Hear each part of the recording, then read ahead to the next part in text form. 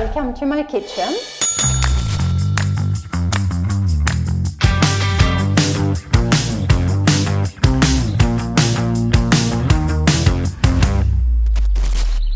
I thought I'm going to take you through baking a nettle tart. It's one of my favorite recipes this season. In the woodland area, I have a lot of fresh, tender nettles because they are a little itchy and they sting.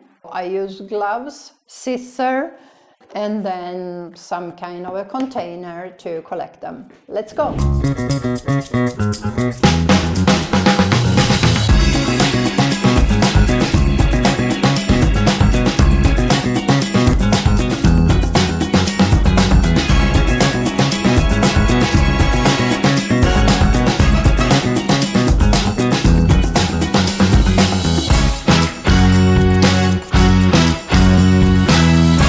Just did, I'm soaking the nettles in water with baking powder. The baking powder is antibacterial because it's very important to clean what we are foraging in the forest or outside in the garden, because you never know, it can be bird poop on it. In the meantime, while it's sitting there waiting for us for 10 minutes, I thought we can prepare the crust for the tart. So what I have here, I have normal flour, number 2. I have sea salt. I have eggs from my hens in the garden. I'm very happy to have them. I have fresh butter from a farm nearby. We live in an area where there's lots of farmers and they have cows, and it's a very excellent place for cheese.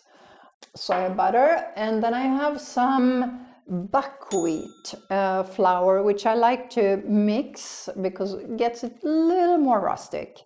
I do have the goat cheese I bought in the market this morning. Again, it's from a farm, another farm having goats, of course.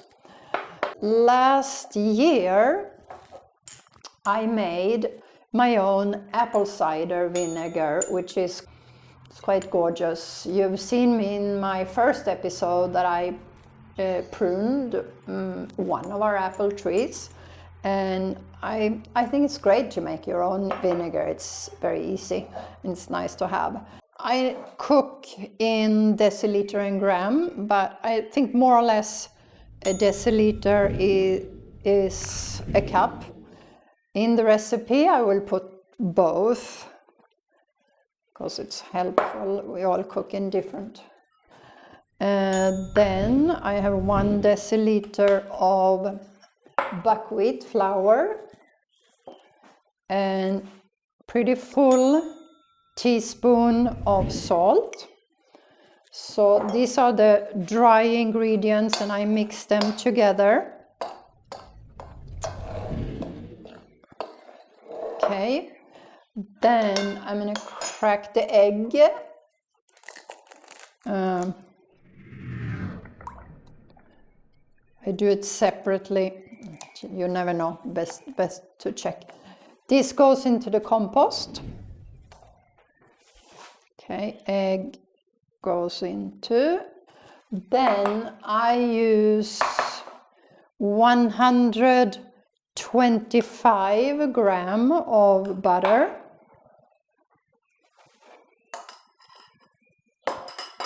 I like to do it with my hands. You probably think I'm quite primitive doing this by hand, but I think it's a hassle to bring out the robot just for this. And I don't know, something nice about touching butter and flour, and then you have the feeling of if it's right or not. I'm going to let it rest for 10 minutes. While I steam the nettles.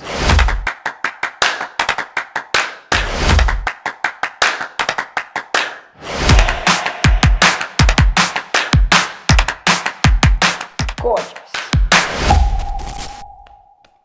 It's good. This is my form, and I'm gonna put, butter is soft, so I put just a little bit, not exaggerating. Everyone has their own technique.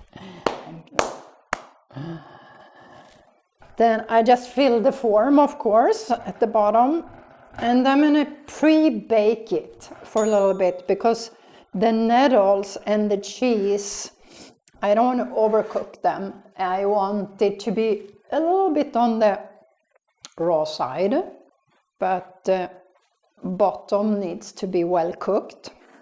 So we're going to pre-bake it for 8 to 10 minutes.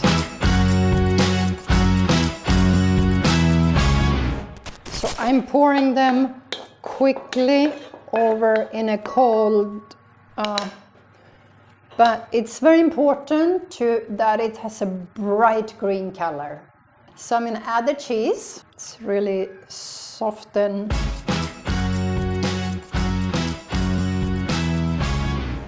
This is where the vinegar comes in, 2 tablespoons. So I'm going to take my glass of wine. I love a glass of wine when I'm cooking and baking. It's quite relaxing. Cheers. A gorgeous white wine from Umbria. The bottom part of the tart is ready, so now I pour the nettle mix in and spread it out. So it's spread evenly, and now this goes into the oven again. The oven is warm, so it's going to take 5 minutes, not more, for it to be baked. Okay?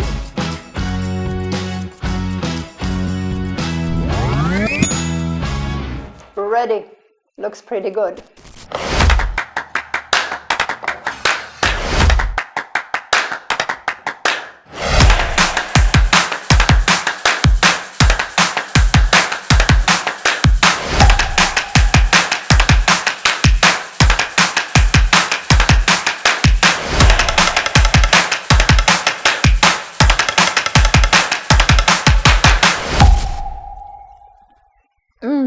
It was really good and very appreciated. Great for lunch. I can suggest it. And if you live in the city and you can't pick the wild nettles, just change it to spinach and it's going to be equally delicious. Thank you for watching my first food video. I baked the tart today and I really enjoyed it, and I hope you did as well. And let me know if you try it. We had it for lunch and it was really delicious. I can present one of our puppies. We have 2 puppies of 1.5 years. This is Coco. Her nickname is actually Coco Loco because she has a funny face. It's a little slanted. Hey, there is a fly maybe. Hey, Coco Loco, present yourself well. So anyway, my list is long of great recipes I love. I try to cook very local. Okay, ciao, ciao. I try to cook quite local or produce in the garden or from the farmers nearby. Let's say that I do green recipes most of the time. In our house, we don't really eat meat. We eat fish once in a while, and I will do them on the outdoor grill, I think. There is a lot more to come. Don't forget to press subscribe button, and I see you again. Thank you for this time.